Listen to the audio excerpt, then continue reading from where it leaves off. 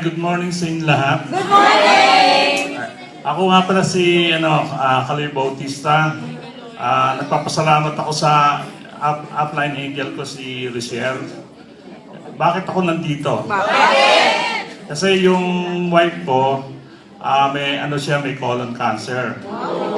Ngayon, lahat ng tinry na namin lahat ng mga herbal.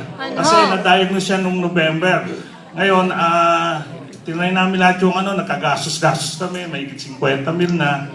Kaya lang, nung napunta ako dito sa lifestyle, dahil si Angel upline ko, kinulit ako ng kinulit. Pero kasi parang na desperado na ako sa mga ganyan gusto na nung misis ko,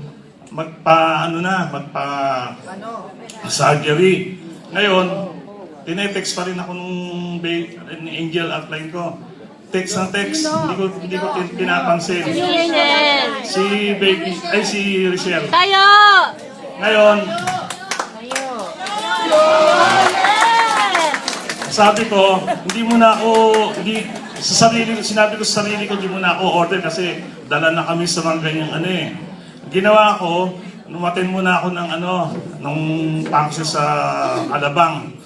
Ngayon, napakinggan ko lahat yung mga testimonial. That time na yon, in-order agad ako ng isang ticket. Ngayon, tinrayin na namin. Nagdalawa hanggang sunod-sunod. Tapos sinabi niya, sabi ko, ba't hindi pa yata hindi pa gumagaling. Sabi nila, i-massive po. Di isang bote. Muna ako, nag-partial express ako. Ngayon, nung masubukan namin, nagkakalma na. Kaya ako nag-decision na mag-instant Ngayon, gumagamit na rin ako kasi dati akong sa retired employee sa TCSO. Dahil na-stress ako, kaya nag-early retirement ako.